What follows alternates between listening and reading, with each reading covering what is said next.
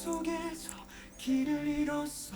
모든 믿음이 무너져 내린 순간 사기의 함정에 빠져 난 헤맸지. 차가운 세상 속에 홀로 남겨진 나. 눈물은 멈추지 않고 마음은 깊이 다쳤어.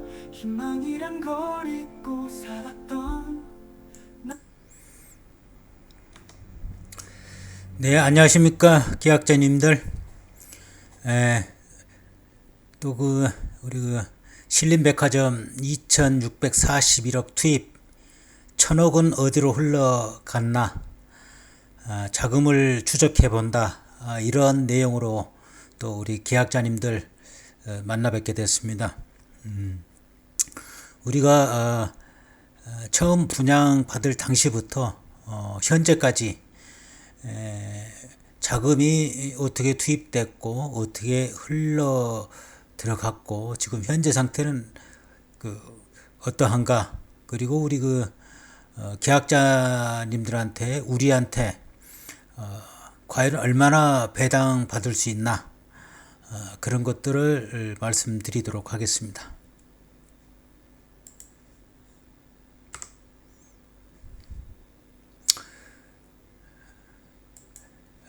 먼저 목차를 보면은 첫 번째로 총 우리 분양 구자수, 거기에 대해서 말씀드리고, 그 다음으로 이제 총 납입 대금, 우리 분양 대금, 그리고 개발비는 과연 얼마나 우리가 납부를 했나, 그거를 알려드리고, 그 다음 신탁 우선 수익자 자금 분석, 이거는 신탁 계약서에 2006년도부터 2006년 2월 달부터 신탁 계약이 체결됐는데, 그때부터 우선 수익자들의 이동은 어떻게 됐나 전체적으로 분석해 드리겠습니다.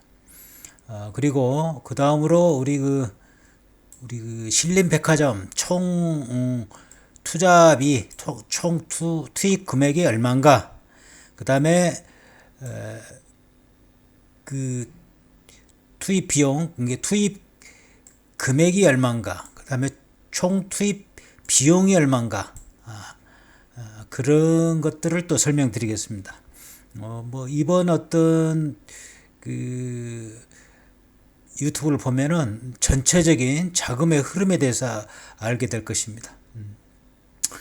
그리고 최종적으로 우리 2020년도에 아이온 산업개발한테 넘어갔는데 거기에 대한 자금 분석도 하여 드리겠습니다. 그 다음에 총 신탁 자산은 지금 과연 현재 지금 얼마 돼 있나, 그거 분석해 드리고, 그 다음에 배당 금액은 도대체 어떻게 되는가, 어떻게 지금 배당이 되고 있나, 그런 것들을 또 알려드리고, 마지막에 우리 수분양자들에게 과연 얼마만한 배당이 되는가, 소송을 하지도 안 해도 어떻게 되는가, 그런 것들에 대해서 순서대로 이렇게 말씀드리도록 하겠습니다.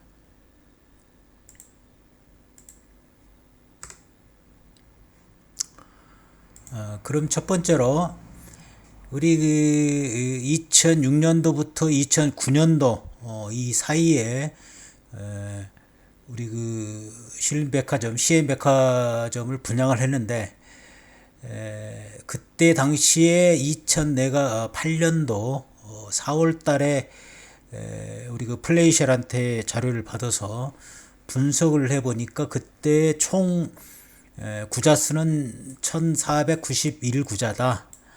그 다음에 분양 구자는 1026구자다. 그 다음에 잔여 구자가 465구자 이렇게 남아있다. 한 게 31%가 미분양됐다. 이렇게 자료를 확보하고 파악해 보니까 이렇게 나타났습니다. 그때 당시에 이제 2008년도 4월 달 당시에 내역입니다. 총 분양대금인 게 총 분양하면 됐으면은 1961억이 들어와야 됩니다. 근데 1026구자가 분양이 돼서 1256억이 들어왔어요. 그 당시에 2008년도 당시 4월달. 그래서 미납 금액이 약 700억 정도 남아 있었던 상태였습니다. 그런데 그때 내가 그 2008년도 4월달 그때 자료 받을 때 처음 받을 때는 프레이셀에서 분양 구자 수가 1057구자다 이렇게 구라를 뜨라고 보니까 자기 아는 사람들 뭐 어쩌고 뭐 이렇게 관계되는 사람들 많이 넣어준 모양이죠. 그래서 이때 내가 어떤 엉뚱한 사람이나 이게 있으면은 아주 큰 어떤 처벌을 받을 것이니까 사실대로 대라 하고 어쩌고 해가지고 그 다음에 조정된 게 1026구자였어요. 조정된 게. 근데 지금 현재 파악된 거 보니까 이보다도 더 줄은 1023구자입니다. 실제로는. 그러니까 최초에 나한테 제시했던 자료하고 그 다음에 현재 자료 차이 보니까 34구자가 줄었어요. 그러니까 그 당시에 얼렁뚱땅 해가지고 가짜 계약자로 이렇게 편입시켜서 하려는 그런 모습들이 보였죠. 그러니까 내가 그 당시에 문제를 삼아서 결론적으로 34구자가 줄어들었다. 이런 말씀을 드립니다. 그래서 항상 그 단톡방 들어오는 거 계약자 확인할 때도 이름하고 층호수 분양 층호수 하면은 확인해 주잖아요. 그러니까 혹시라도 가짜 계약서가 있을까봐 그럽니다. 그러니까 내가 가지고 있는 것은 몇 년 몇 월 며칠에 계약했고 그 다음에 계약자는 누구고 층호수는 어디고 이렇게 그런 것들을 내가 갖고 있어요. 그러니까 단톡방에 들어와서 나는 홍길동 몇 층 몇 호 받았습니다. 그러면 그 자료를 봐요. 비교해요. 이름 틀리네. 같네. 근데 이름이 없네. 거기에 또 분양된 게 없네. 그러면은 그때는 분양 계약서 보내주세요. 막 이런 식으로 확인했었어요. 그 2년 전만 해도 왜 저렇게 확인하지? 무슨 고압적이 어째야 이렇게 생각하신 분도 있을 텐데 그런 차원이 아니고 가짜 계약성 계약자인가 그런 것들을 이렇게 가리려는 그런 어떤 차원이고 이렇게 보면은 이거 계약이 안 된 사람이 나한테 왔네 하고 또 실제로 이렇게 분양계약서를 보내달라고 하고 확인한 적도 있고 그렇습니다. 그런 차원이었습니다. 그리고 우리 분양대금이 이제 2012년 8월 31일 기준에 그러니까 제2차 금호건설을 시공사로 선정을 해서 공사를 하면서 제2차 또 분양대금을 납입받았지 않습니까? 그 납입받은 금액이랑 합친 금액이 분양대금이 1287억 정도, 1287억. 그 다음에 개발비가 107억. 2012년 8월 31일 기준. 그래서 총 우리 분양대금하고 개발비하고 들어온 게 1395억입니다. 이게 최종입니다. 최종. 1395억. 이렇게 알고 계시면 됩니다. 그러니까 거의 1400억 정도 되죠. 예.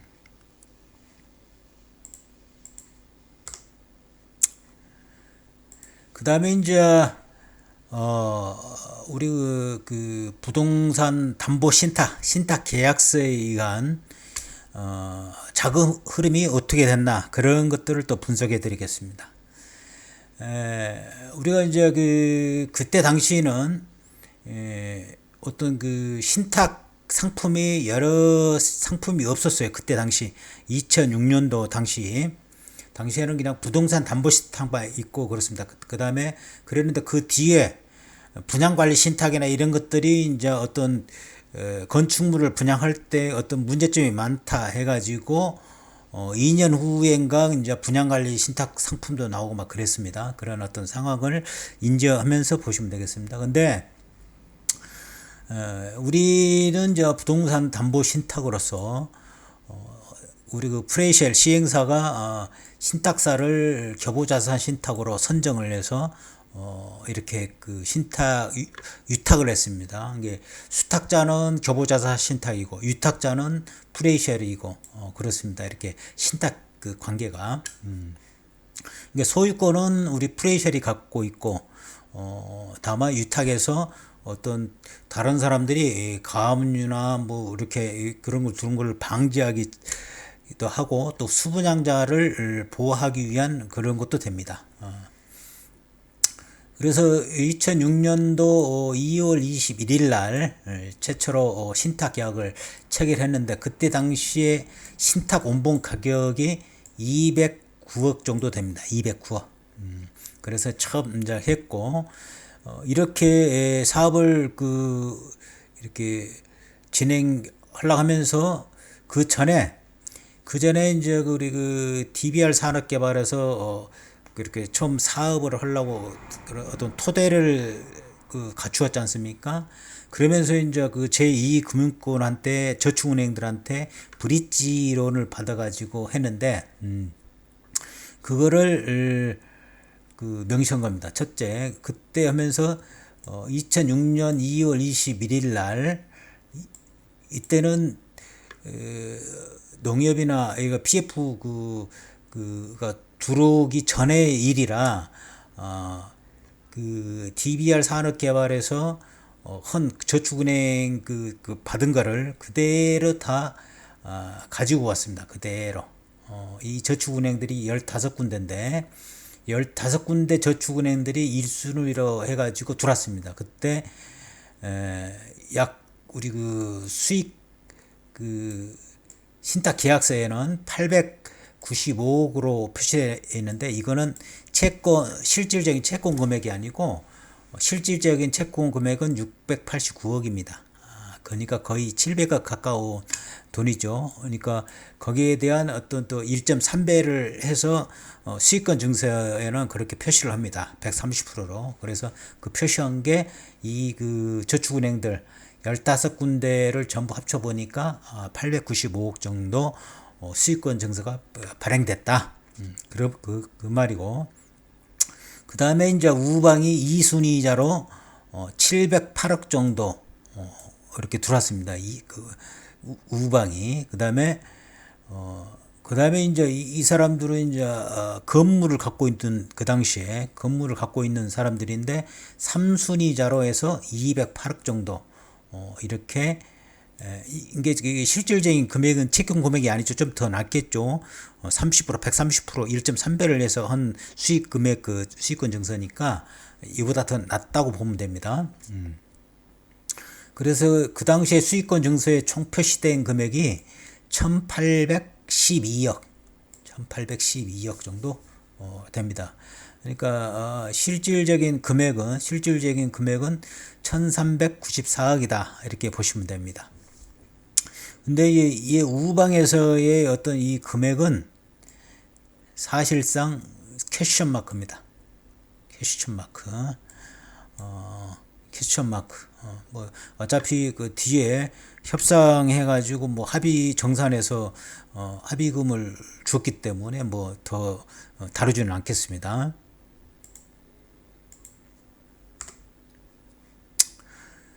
그 다음에 이제 2007년 9월 14일에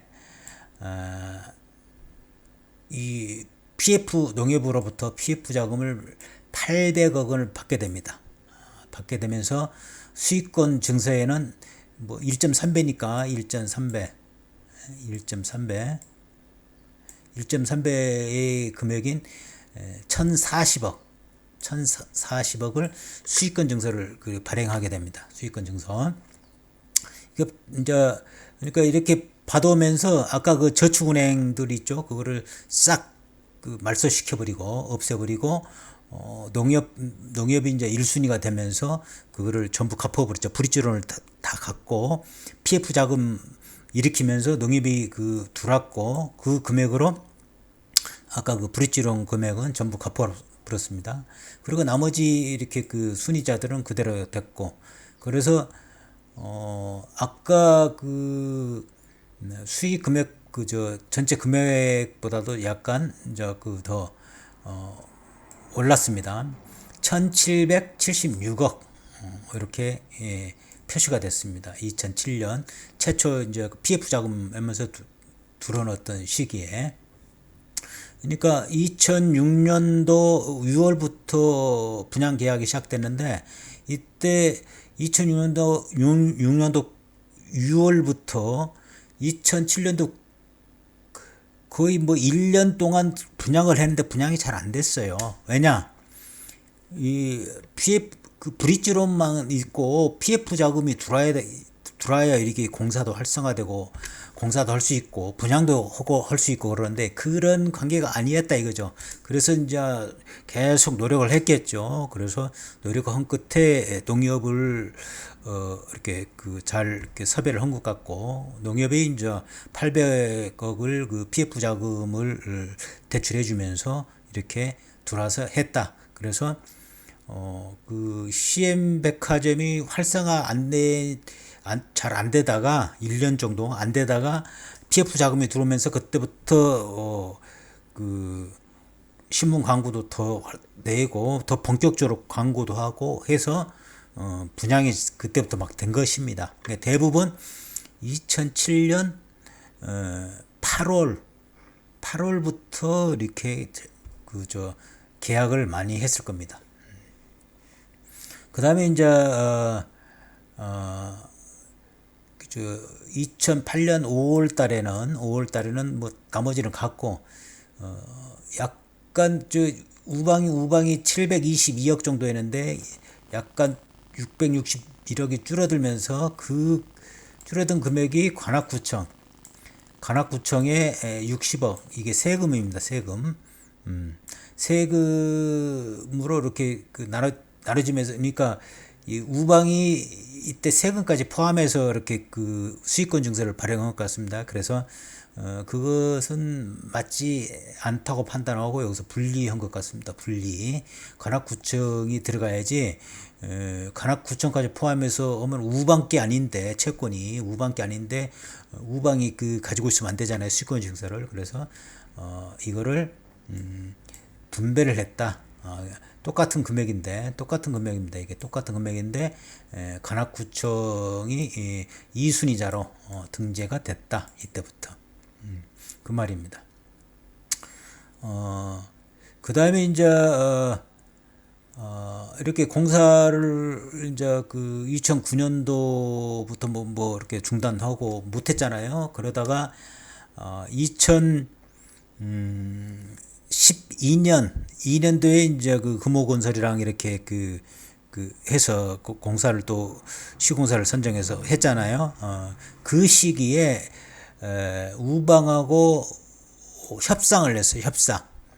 그 자칭 그 신림 백화점 그 대표라는 공동대표 두 사람이 우방하고 협상해서 이 금액, 그러니까 우방도 우리 그 계약자들한테 그 책임 보증을 한 게 있지 않습니까? 그리고 이 준공 후 2년 동안 우리 그 확정 수익금으로 주기로 한 금액 있지 않습니까? 그게 상당합니다.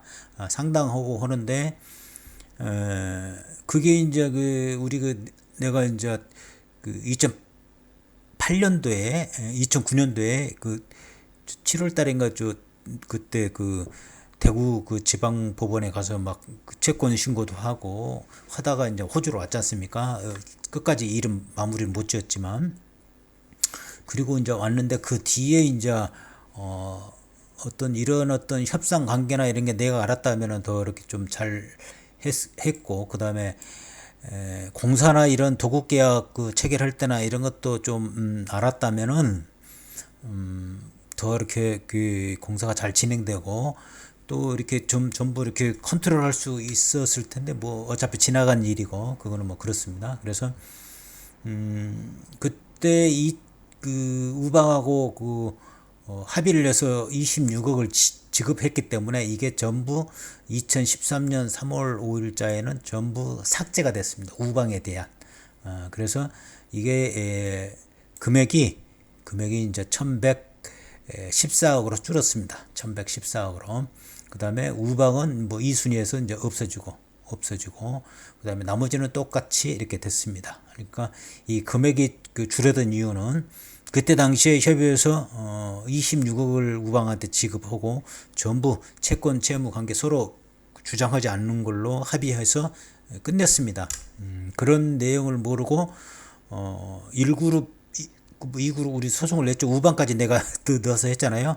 근데 소송 가다 보니까 우방 측에서 그런 내용을 우리한테 제출한 거예요. 이렇게 그 당시에 이렇게 합의해서 끝났다. 자기네들한테 뭐 이렇게 청구할 근거가 없다. 뭐 그런 것인데 내가 소송 진행 사항에 대해서 설명할 때 말씀드렸죠. 그걸 참고하시면 되겠습니다. 그런 내용입니다. 간단히 이제 설명드리고.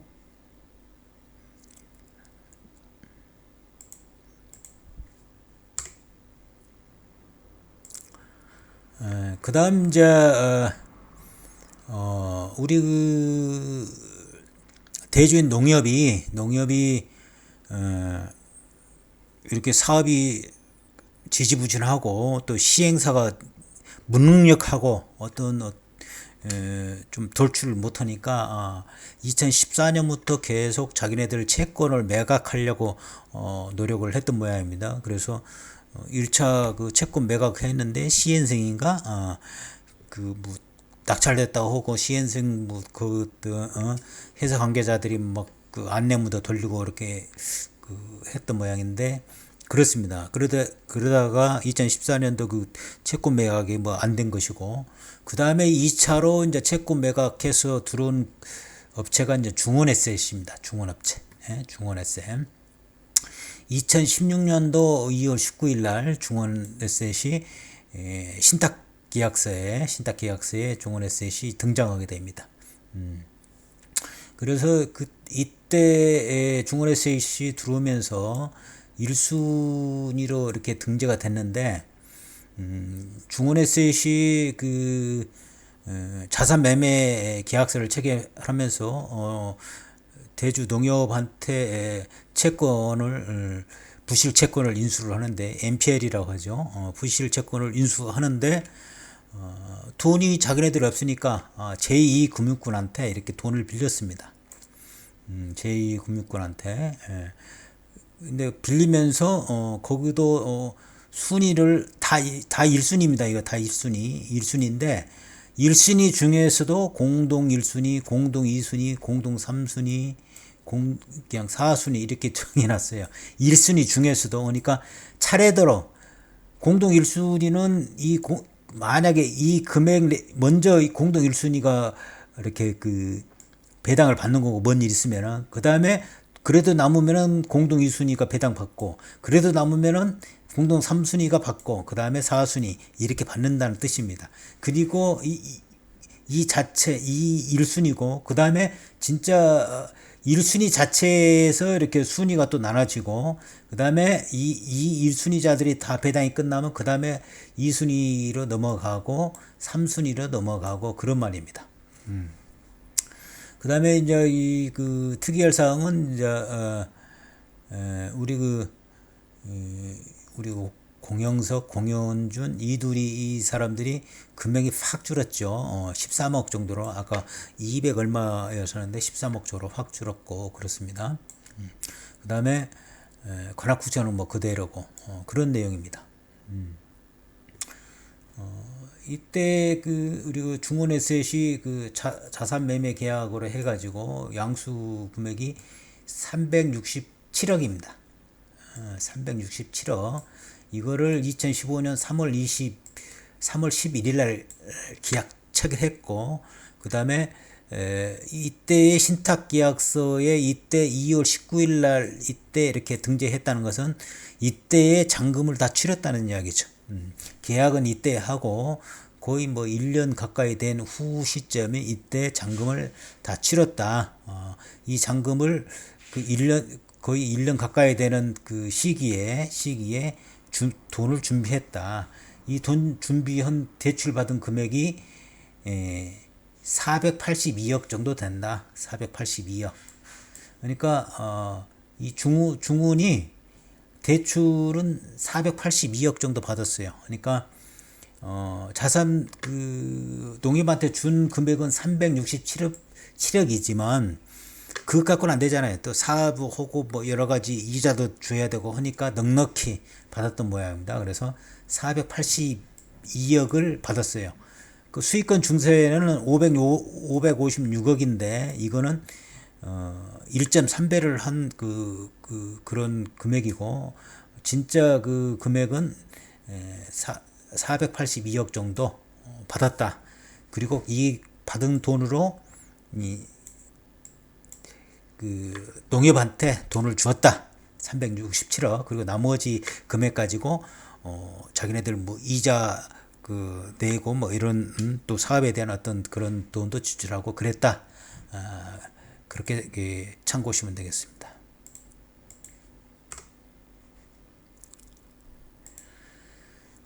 그다음 뭐 이렇게 그 2016년 3월 28일자에 뭐 이렇게 뭐 공동 3순위가 변경되는데 참고하시면 되고 마찬가지로 2017년 1월 24일자도 뭐 공동 1순위가 약간 그 업체가 바뀌었습니다. 모아저축은행하고 현대저축은행. 이거는 뭐 중원에셋의 자기네 내부적인 문제니까 뭐 상세히 뭐 설명은 않겠습니다. 그 변동사항이니까 신탁계약서의 변동사항. 그 다음에 2017년 3월 17일자에 또 1순위가 이렇게 변경됐고 그 다음에 관악구청 뭐 이렇게 뭐 크게 변동사항이었습니다. 다른 사람들은 1순위만 아까 아까 변경됐고 뭐 전체적인 수익권 증서 금액은 같고 그렇습니다. 그냥 참고하시면 되겠고.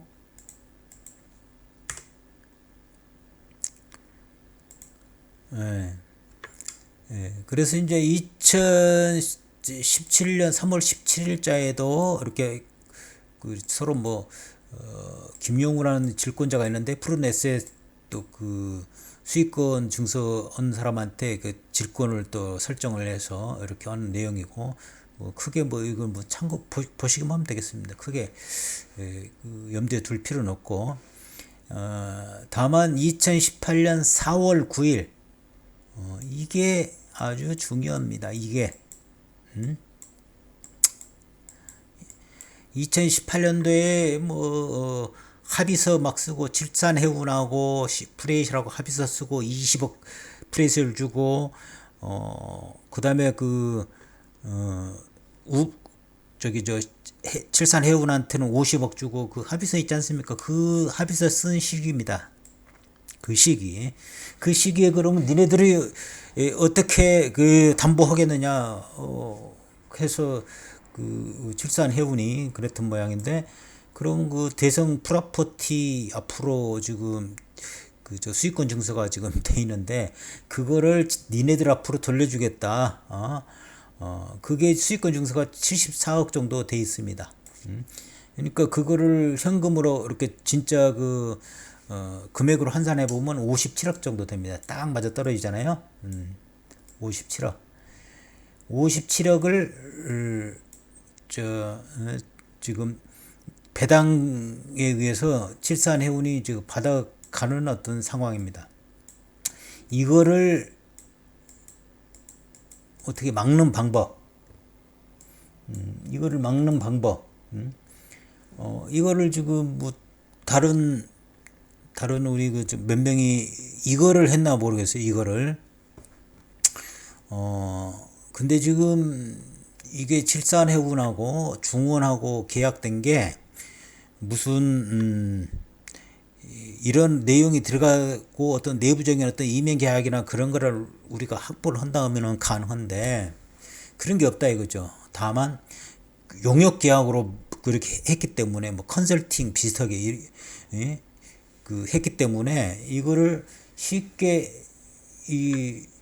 뭐 가압류를 한다거나 뭐 배당을 못하게 배당금지 가처분을 한다거나 이게 좀 법적으로 법리적으로 힘듭니다. 그래서 이거를 좀 더 이렇게 검토를 해야 되는데 여기에 대해서 어떤 대안이 있다면은 저한테 연락을 주십시오. 우리 계약자님들 혹시 그 다음에 또 계약자님 뿐이 아니고 지금 우리 변호사님들이 보신다면은 그거는 내가 방안을 알고 있다 하면은 도움을 주시면은 우리 그 변호사님한테 어떤 소송을 수임할 수도 있습니다. 그러니까 이걸 보시고 연락을 주시면은 적극적으로 검토를 하겠습니다. 이게 제일 문제입니다. 이걸 57억이라도 이렇게 뺏어와야 되는데 이게 문제입니다. 그 다음 2018년 5월 3일자에 뭐 진해 내부적으로 뭐 변동된 거야 뭐 그냥 참고만 하시면 되겠고, 그 다음에 2020년 3월 22일자에 마찬가지로 내부적으로 뭐 변동된 거 뭐 크게 뭐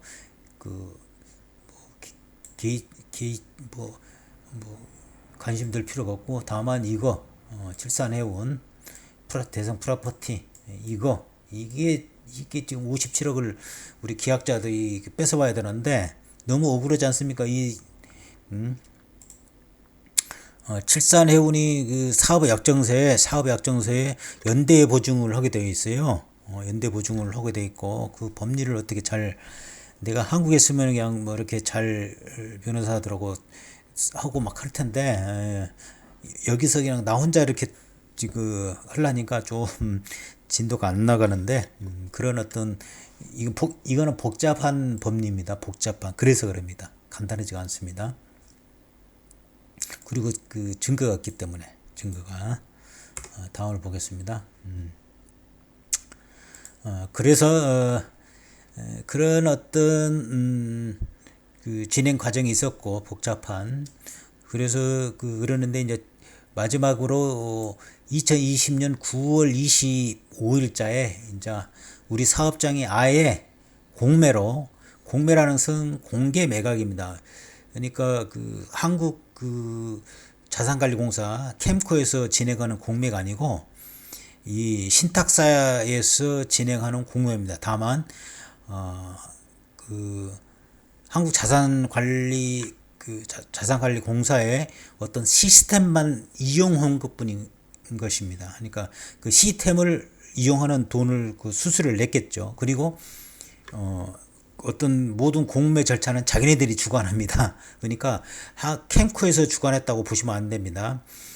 캠코의 시스템을 이용한, 그러니까 그냥 올려가지고 하는데 그거는 그 한국 자산관리공사에선 그 공매의 글자하고 이 신탁사에서 하는 공매 글자하고 틀립니다. 한자가 틀려요. 공매는 그 한국 말은 같은데 이거는 공개 매각이고 틀립니다. 그러니까 한국 자산관리공사는 세금 체납에 대해서 하는 어떤 공적인 매각이고, 이거는 그냥 공개 매각 알려서 한다. 그런 공개적으로 알려서 한다. 매각을 그런 뜻입니다. 공개 매각. 그러니까 틀립니다. 그래서 어떤 그런 거고, 그다음에 또 이렇게 하면서 우리 그 법원의 경매에 대한 어떤 그런 것도 뭐 많이 이렇게 준용합니다. 그 자기네들 책임 회피하려고 그런 것인데 그런 것이고, 그거는 뭐 그것들은 뭐 참고하시고, 그래서 이제 우리 그 프레이쉘에서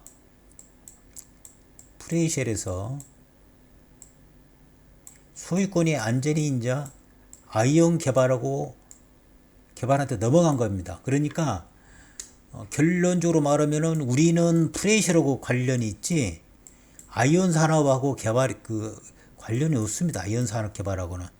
그러니까 아이온 산업 개발한테 청구를 할 수가 없어요. 그 내역을 잘 알아야 돼요. 우리가 지금 그 프레이셜하고 그 수분양 계약을 했는데 니네들이 새로운 어떤 주인이니까 우리한테 어떤 배를 해달라, 그 땡깡은 쓸 수는 있지만 법리적으로 어떻게 해볼 도리가 없어요. 우리 프레이셜하고 아이온 산업개발하고 어떤 이행 계약이나 내부적으로 뭐 공모를 한다거나 공모를 서로 한다거나 그런 증거가 있으면은 모르되 그런 것을 확보하지 않는 이상은 아이온 산업개발한테는 어떻게 할 도리가 없어요. 그걸 알아야 됩니다. 어떤 엉뚱한 사람 지금 뭘 법리적으로나 뭘 모르는 사람들은 뭐 지금 아이온 산업개발 한국토지신탁 한국토지신탁은 그냥 그야말로 그냥 그 신탁을 부동산 담보 신탁 계약 받아서 자기네들 수수료만 받고 관리해 주는 거예요. 똑같아요. 무궁화 신탁이나 교보자산 신탁이나 뭐 그 똑같습니다. 한국자산 신탁이나 신탁사예요. 어떤 관계가 있는 게 아니에요. 신탁사가. 그러니까 신탁사 한국토지신탁은 자체적으로 뭐 이렇게 토지 신탁을 하면은 자체적으로 그 책임을 지고 할 수 있는데 이거는 토지 신탁이 아니고 그냥 담보 신탁이라 이거예요. 담보. 그러니까 그 비토지 신탁이라 이거예요. 그 부동산 담보 신탁은. 그래서 신탁사는 책임을 다 회피하는 조항이에요. 그러니까 다 소송을 해봤자 다 신탁사 손을 들어줘요. 그건 또 나중에 또 설명을 해드리겠지만 그런 어떤 상황입니다. 그런데 그걸 모르고 여기에 또 또 시공사로 그 동부건설이 왔잖아요. 동부건설이 예? 동부건설이 오고 그러는데 뭐 예? 이런 어떤 내용들을 모르고 전혀 하니까 여기하고는 우리 단절됐단 말이에요. 단절 결과적으로 띵깡 부리고 이렇게 그런 어떤 상황만 할 뿐이지 아이온 산업개발한테 한국토지신탁한테 뭐 이렇게 어떤 법적으로 처치할 수 있는 권한이 없어요. 응? 그걸 잘 알으셔야 됩니다. 응? 잘 이렇게 내 말을 들으십시오. 잘 모르고 무조건 이렇게 하면 안 됩니다. 그래서 이제 아이온 산업개발도 그러니까 내부적으로는 했겠죠. 내부적으로는 뭐 중원하고 채권을 이렇게 그 매각한 중원하고 어떤 아까 그 관계 설정을 했을 거 아닙니까? 그거는 심증은 가지만 물증이 없잖아요. 그러니까 어떻게 할 수가 없어요. 그 물증을 나한테 알고 있으면 주세요. 그러면 이제 그 다음부터는 이제 달라집니다. 또 법적인 상황들이 그런 상황이고. 그런 것들을 이제 차지하고 아이온 산업개발이 우리 사업장을 이제 매입을 하려고 이제 공매에 뛰어들었죠. 여러 업체들이 그 전에 이제 V&I 그룹이 뛰어들어갖고 잔금을 못 치르고 그냥 계약금만 몰치당하고 떠났고 그 다음에 이제 한 업체가 이제 아이온 산업개발인데 뭐 내용은 뭐 내가 대충은 알고 있습니다. 뭐 정회장 뭐 어찌고 정의수 회장 뭐 어찌고 알지만 확실한 물증이 없으니까 말은 내가 지금 많지만 그런 거는 알고 있어요. 전혀 모르는 건 아니지만 그러나 법적으로는 어떻게 할 도리는 없다. 증거가 없으니까 그런 말입니다. 그래서 이제 우리 사업장을 매입을 하려고 총 아이온 산업개발이 하려고 이제 잘 이렇게 사전에 다 정지 작업을 했겠죠. 우리가 공매 수의 계약으로 하려고 하는데 이렇게 필요한다 미리 사전 작업을 했겠죠. 그래서 아이온이 750억을 이렇게 저축은행들한테 이렇게 받습니다. 저축은행 14개 저축은행한테 이제 1순위로 이렇게 받고 이때 뭐 1.3배로 다 수익권 증서를 발행해 줍니다. 그게 이제 신탁 계약서에 명시된 겁니다. 그 다음에 이제 2순위는 이제 수익권 증서의 120% 이 금액의 120%입니다. 이 금액의 120%. 그러니까 진짜 원금보다는 120% 해서 더 금액을 올려서 수익권 증서에 표시를 합니다. 그래서 이제 이 전체 금을 봤더니 그게 750억이에요. 750억. 그러니까 제2금융권한테 돈을 받아서 한 게 750억. 그다음에 동부건설한테 대여금으로 받은 게 250억. 그게 총 1000억입니다. 총 1000억 가지고 사업을 하겠다. 이렇게 마음을 먹은 모양입니다.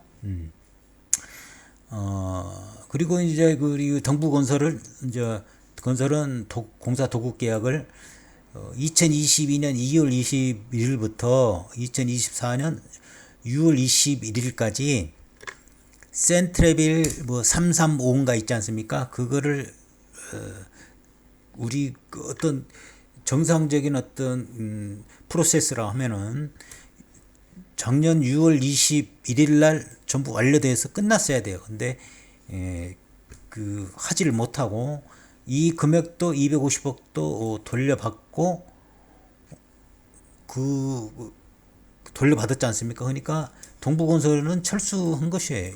이가 안 되겠다. 보니까 자기네들 대여금 주고 어떻게 지분 갖고 이렇게 하려고 했는데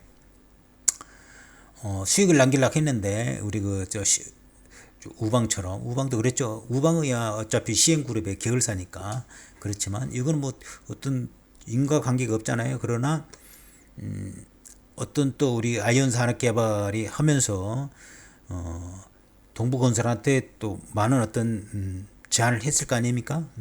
그래서 이제 대금하고 그 공사까지 수주하게 되는 것이고 그것 때문에 이제 그 공고를 하면은 뭐 주가가 뛰는 거 아니겠습니까? 그것 때문에 주가가 뛰고 뭐 그런 거 아니겠습니까? 그래서 동부건설도 뭐 윈윈하는 것이고 뭐 그렇습니다. 그래서 1,000억을 만들어서 이 사업장을 허락했다. 이 아이언 산업개발이 그런 내용이고 그다음에 동부건설은 2020년 9월 10일자에 대여기간 6개월에서 고정금리 10% 조기 상환 가능이라는 어떤 그런 것으로 계약 체결을 한 모양입니다. 그러는데 한참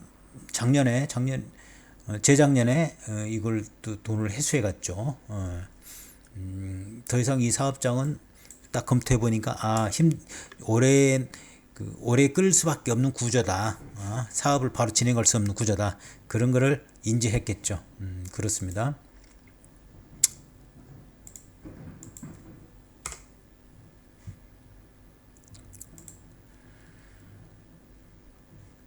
그다음 이제 이렇게 그 보면은 우리 그 2012년 8월 31일 기준으로 해서 도대체 우리 사업장에 얼마나 투입됐냐 보니까 우리 그 아까 설명했다시피 우리 분양대금이 1287억 정도 납입이 됐고 개발비가 107억 정도 납입돼서 1395억이 전체 우리 그 신탁 계좌에 다 납입이 됐습니다. 그 다음에 우방에서 대여금이라 해가지고 준 금액이 446억, 농협 PF 대금이 800억 이렇게 들어가지고 총 2641억이 투입이 됐어요. 투입 어마어마하지 않습니까? 이거 우리 계약자님들 모르셨죠? 이게 투입된 금액을 보면은 어마어마합니다. 2641억이에요. 근데 이제 그 지출된 금액들을 보면은, 이 브릿지 상환을 이렇게 그 농협한테 아까 그 PF 자금 그 800 하면서 브릿지한테 다 했지 않습니까? 그게 한 600억 정도를 다 이렇게 그 말소를 시키고 그 신탁 계약 그 정리하고 그게 이제 그 농협한테 PF 자금 들여오면서 600억으로 전부 줘서 싹 처리했고 그 금액이 그 브릿지 된 금액이 우리 그 토지 건물로 매입한 금액이 744억에 파악을 딱 해보니까 토지 하니까 굳이 여기다 표시를 안 했는데 비용으로 이제 744 이렇게 거의 뭐 이렇게 더 많이 잡혀 있으니까 이거는 그 없앴어요. 그 옆에 막 참고사항으로 넣은 것이고 그 다음에 농협이 그 대출해주면서 160억을 또 바로 가져갔어요. 여기 800억을 대출하면서 그러니까 640억 남은 거예요. 실질적으로 640억. 640억. 바로 가져갔어요. 이 나쁜 새끼들. 그 다음에 이자로 해서 또 71억을 또 가져갔고 또 우방에서 공사비로 207억을 가져갔고 또 대여금이라고 해가지고 또 그 한 거를 또 345억 가져갔고 엄청 가져갔잖아요. 지금 대여금이 한 146억 정도만 보면 그때 프레이셜 어떤 그 감사 보고서 보면은 그 2006년도, 7년도, 8년도, 9년도, 8년도까지 그 공개가 됐고 9년도랑 안 됐던데 보면은 146억이에요. 2008년도까지만 해도. 근데 이 지금 대여금이 뽕 늘어났어요. 지금 345억으로. 이게 완전히 퀘스천 마크. 이거 그 조사를 그때 철저히 했어야 되는데, 예? 이게 안 됐고, 예? 그 다음에 합의 정산금으로 26억이 나갔고, 그리고 아까 그 설명드렸고, 중도금 이자로 24억이 나갔고, 이게 제일 문제입니다. 이게, 예? 분양 수수료로 천지개발 그 다 막 홍보하고 막 우리 사기친 새끼들, 이 사기친 새끼들이 하지 않습니까? 200억이 나갔어요, 이놈들한테. 이게 분양이 다 끝나지도 않는데 다 돈은 지출됐어요. 이게 분명히 이게 이 임회장하고 관계가 있을 겁니다. 돈 빼들 이거를 그때 당시에 2013년도 14년도에 그 사회장이랑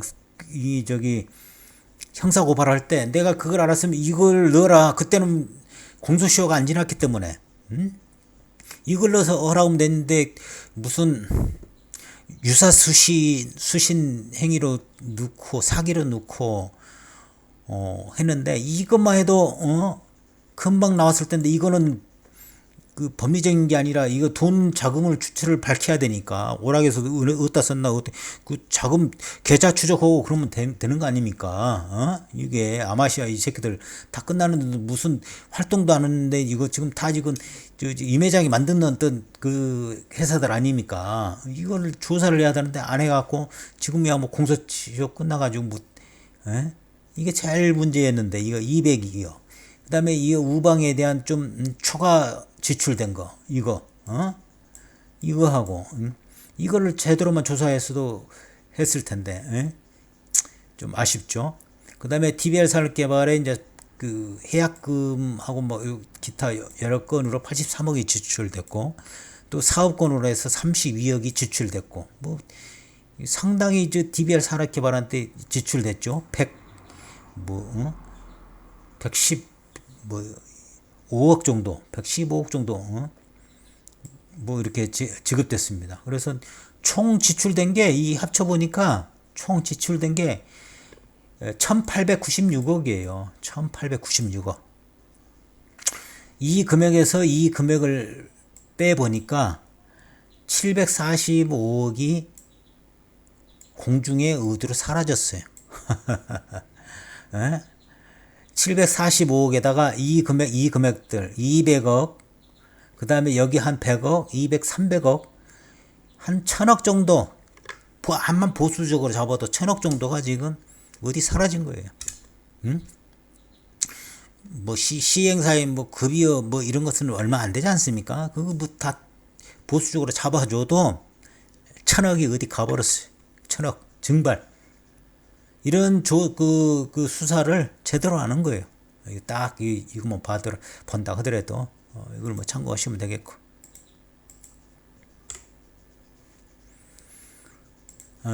그래서 이제 우리 최종적으로 거의 이제 하는데 우리 그 사업장의 매매 대금 우리 그 사업장 매매된 게 962억에 넘어갔고 아이온 산업개발에 2020년 9월 25일자에 962억으로 갔습니다. 그 다음에 자녀 신탁 자사로 남은 금액이 83억.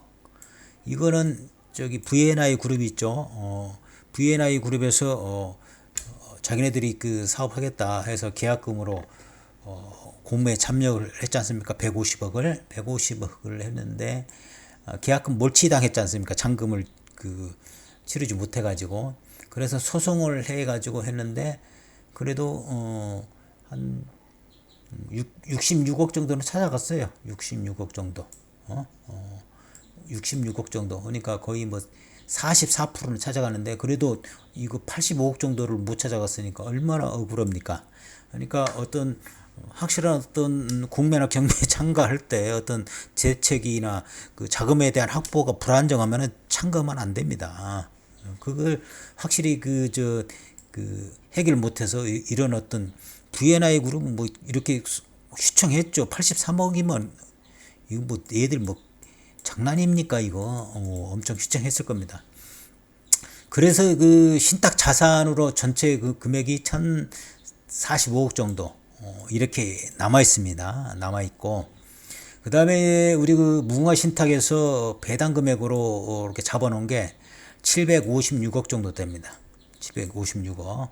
그게 이제 이 내용을 이렇게 내용을 살펴보면은 뭐 12억은 뭐 신탁 보수, 뭐 처분 보수 포함해서 지네들 먼저 가져가고 또 70억 이거는 세금 체납액 그 미납한 것도 세금 낸다고 하는 것이고 그 다음에 무궁화 신탁에서 뭐 대입 엔제 또 중원에셋 등에서 한 거를 또 47억 또 먼저 한 거고 이게 아마 지금 중원에셋이 신탁 유수탁 그 보수료를 지급했을 겁니다. 이거 우리 그 금융 그 계좌 우리 계좌에 넣었다가 얼른 빼갔던데 그게 문제가 되거든요. 왜냐 그게 사업 시행권인지 그거를 먼저 알았다 하면은 아마 또 그 유리했을 겁니다. 이것도 이번에 넣을 겁니다. 이것도 우리 이그룹 저 소송 진행할 때 그 사업을 그 시행하는 게 맞다. 그런 어떤 내용도 추가할 겁니다. 이거 그 그 근거가 있으니까 이거 그다음에 이제 그 대주단한테 이제 쭉 이렇게 배당을 하고 배당한 게 그 쭉 이렇게 뭐 이렇게 뭐 대주단 그 아까 배당 순서에 있습니다. 이거 그 대주단 금융권 제2 그 저축 은행들 이렇게 그 금융권들 이렇게 배당을 하는 것이고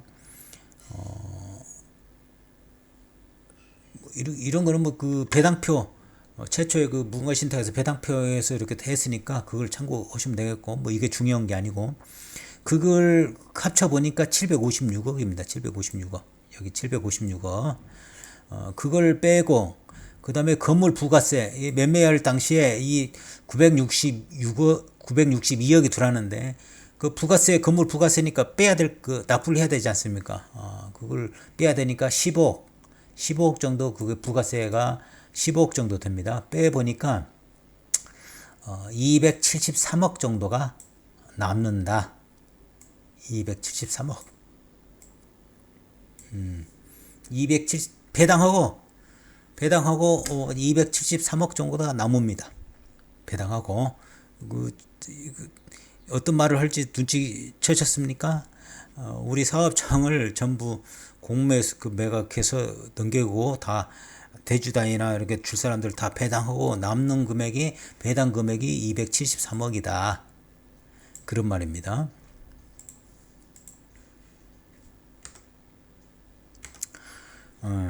그러면은 이게 273억은 처음에 우리 그 소송할 때 그런 말이 나오지 않았습니까? 뭐 200억, 300억 준비가 돼 있다. 무궁화 신탁에서 200억, 300억 준비가 돼 있다. 그 말이 바로 이 말입니다. 배당 금액이 273억 남습니다. 이거는 우리 그 수분양자들한테 다 안분 비례해서 다 나눠줘야 됩니다. 단자 해가지고 나눠줘야 되는 금액이 이겁니다. 그러니까 중원에서 이쁘다고 주는 게 아니고 무궁화 신탁에서 이쁘다고 주는 게 아니고 배당하고 남은 금액입니다. 뭐 말인지 알겠습니까? 이거를 지금 뭐 정확한 금액은 뭐 내가 그 나와 있는 그런 그 금액을 토대로 해서 다 분석을 한 것이니까 약간 틀릴 수는 있습니다. 뭐 분명한 것은 이 정도 지금 남아 있다. 이거를 계약자들한테 나눠줘야 된다. 근데 지금 소송이 확정이 안 돼 있고 그러니까 지금 아마 지금 이거는 추후에 공개할 것이다 이겁니다. 이거 그리고 우리가 지금 1그룹, 2그룹 우리 그 분양대금 반환 청구 소송한 것은 이거에 대해서 하는 게 아니고 이거 신탁자산 1,445억에 대한 소송입니다. 우리가 승소하면은 이걸 전부 받아올 수 있습니다. 우리가 승소하면은 전부 받아와요. 이 사람들한테 이거야 배당되겠지만 이거는 배당되겠지만 이런 것들은 이런 것들은 순서적으로 이거는 배당되겠지만 이 사람들한테는 우리가 우선순위가 있다 이거죠. 우리가 소송에 이기면 이 사람들은 우리한테 전부 먼저 배당이 되고 그 다음에 남으면은 이 사람들한테 배당이 되는 것입니다. 우리가 소송에 승소하면은 뭐 뭔지 알겠습니까? 그런 내용을 모르고 소송하니까 이거 200, 300억 정도 가지고 소송한 사람만 전부 가져가려고 하는 것이냐, 뭐 하는 것이냐, 막 무슨 잘못된 정보대로 돌았죠. 그게 아닙니다. 우리가 소송한 것은 이걸 찾아올란 게 아니고 나머지 금액을 찾아올란 게 아니고 이 전체 금액 신탁 자산에 대해서 청구하는 것입니다. 예? 그걸 모르고 자꾸 말하고 하는데 이제 좀 이 수치적으로 이렇게 설명하고 온 게 아시겠어요? 이거는 그냥 더 이상 찾아갈 사람이 없어요. 우리밖에 분양자 수분양자밖에 이거는 758명한테 전부 그 금액에 따라서 안분 비례해서 전부 나눠줘야 되는 금액입니다. 남았으니까 그거고 우리가 소송한 것은 이것 갖고 되겠습니까? 여기 지금 승소해서 이것보다는 이 신탁 자산에 대해서 우리가 이 사람들보다 그 우선순위가 있다 해서 지금 하는 것이고 이거를 관례대로 지금 소송을 보면은 수분양자하고 신탁사하고 붙지 않습니까? 그러면은 거의 재판부에서 신탁사 손을 들어줘요. 우리 그 건물법하고 신탁법이 건물법이 특별법인데 특별법에 대해서 우선순위를 둬야 되는데 이 새끼들은 일반법 신탁법을 우선순위하고 막 신탁사 손을 계속 들어주는 경향이 있다 이 말이죠. 그걸 거의 대부분 뭐 95%를 다 신탁사 손을 들어줘요. 근데 지금 이번에 소송 우리가 하는 것은 아까 그 비빌구석 그 법리적으로나 건물법에 다 나와 있고 그 다음에 그 나와 있는 그런 것들이 지네들의 사업 약정서나 대출 약정서 여기 다 표시가 돼 있고 그러니까 이건 당연히 이게 불법 행위를 저지른 게 아니냐. 신탁사, 시공사, 시행사, 관악구청도 지금 내가 지금 손해배상 청구 그것도 다 지금 다 됐습니다. 거의 됐고 그 다음에 이 손해배상 청구는 피해가 발생하고 난 다음에 3년 이내에 청구를 해야 돼요. 근데 우리가 지금 2020년 9월 25일에 5일부터 하면 지금 소멸시효가 지났잖아요. 손해배상 청구를 할 수가 없잖아요. 그러나 우리가 교보신탁 신탁사들한테 지금 그 소송을 진행했잖아요. 그러면은 그 시효가 중단됩니다. 소송을 진행하면 시효가 중단돼서 그 소송을 청구해도 가능성이 있고 그 다음에 관악구청이 나한테 해신 공문한 게 있습니다. 그 불법 행위를 최종적으로 인정한 내용 그 사람들은 인정한 내용인지 어쩐지는 인지를 못하겠지만 그 불법적으로 인정한 근거가 2023년도에 내가 받아놓은 공문이 있어요. 그러니까 관악구청의 공문 시점, 그 다음에 신탁사한테 우리가 소송한 거에 소송해서 시효가 중단됐고 이런 것들, 그 다음에 새롭게 한 그 사람들은 농협은 뺐잖아요. 농협, 관악구청 이건 빠졌잖아요. 그러니까 불법 행위를 공동으로 한 거 아니겠습니까? 연대해서 그 책임을 져라. 불법 행위를. 그런 내용입니다. 그러니까 소멸시효가 아직은 법리적으로 남아있다. 이런 것입니다. 그래서 우리 그 법리 검토를 충분히 해서 이제 알려드릴 테니까 이 그 손해배상 청구를 안 하면은 거의 소멸시효가 그 끝나가지고 추후에는 못합니다. 누차 강조합니다. 그걸 참고하시고 나중에 자세한 사항은 또 알려드리겠습니다. 거의 뭐 1시간이 또 됐네요.